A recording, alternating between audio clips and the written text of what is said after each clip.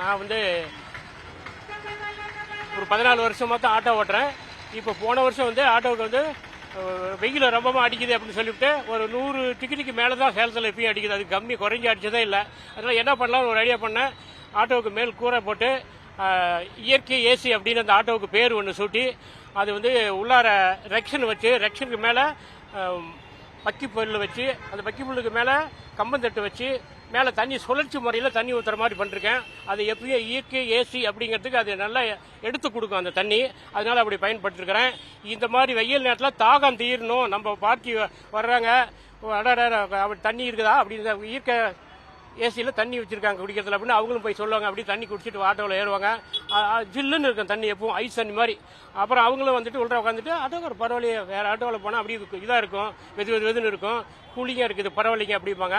அப்புறம் நானும் வந்து அதனால் என்னுடைய வயசு 77 வயசில் நான் சாதாரண ஆட்டோவை ஒரு நாள் உட்காந்து பார்த்தேன், உட்காரவே முடியாது. இதுக்கு என்ன பண்ணலான்னு சொல்லி இந்த வருஷம் போன வருஷம் கிரேண்டாக செஞ்சுருக்கிறேன். ஒவ்வொருத்தருமே வந்து இப்போ எலெக்ஷன் அப்புறம் அங்கேயும் வண்டி வரதை பார்த்துட்டு கூட நிறைய என் வயசில் வர்றவங்க வண்டி நிறுத்தி ஃபோன் நம்பர் வாங்கிட்டு விட்டுருக்காங்க.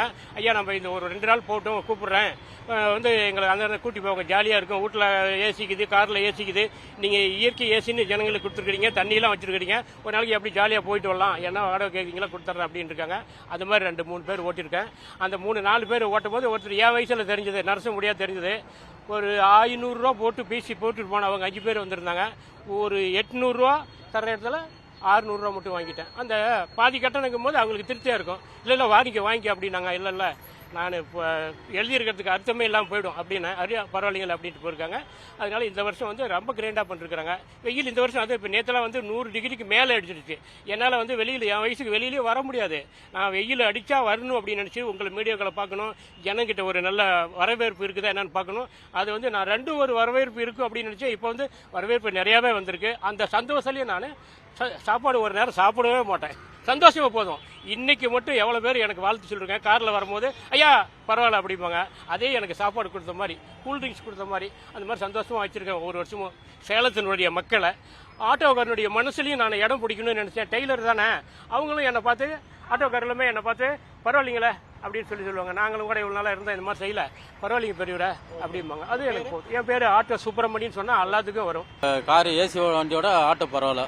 மேலே வக்கி புல், தண்ணி, வாட்டர் இதெல்லாம் செட் பண்ணி, தண்ணி குடிக்கிறதுக்கும் தண்ணி செட் பண்ணி வச்சுக்காரு, பைப் மாதிரி. அது குடிக்கிறதுக்கும் தண்ணி நல்லா இருக்குது. பயணம் பண்ணும்போது நல்லா இருக்குதுங்க, நல்லா குளுன்னு இருக்குது.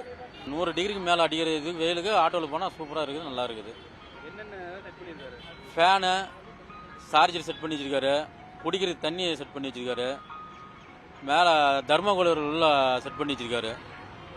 அப்புறம் ஏசி வாங்கினதோட இந்த வாகனம் பரவாயில்லைங்க, நல்லா இருக்குது. ஆட்டோ நல்லா இருக்குது, பரவாயில்ல. குளுன்னு இருக்குது, வெயிலுக்கு நல்லா இருக்குது.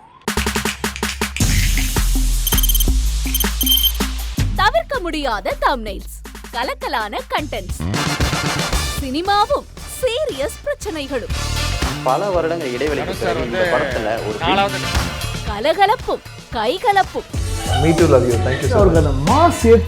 போயிட்டே தான் இருக்காரே தவிர பிரேக்கே இல்லாமல் பிரேக்கிங் நியூஸ் சொல்லும் தந்தி டிவி ஆப். இன்ஸ்டா தலைமுறை வரை இறங்கி அடிக்கும் தந்தி டிவியின் டிஜிட்டல் எக்ஸ்க்ளூசிவ். அது தண்ணிக்குள்ள போகும்போது ஹேங் ஆயிடுச்சு. உங்களுக்கு விஜய் சார் எந்த அளவுக்கு ரொம்ப பிடிக்கும்? Of course, Malayalis are huge Vijay sir fans. 2 பேருமே ரொம்ப பிடிக்கும் எனக்கு. தந்தி டிவி ஆப்பை இலவசமா டவுன்லோட் செய்யுங்க, ஃபாலோ பண்ணுங்க, சப்ஸ்கிரைப் பண்ணுங்க, என்ஜாய் பண்ணுங்க.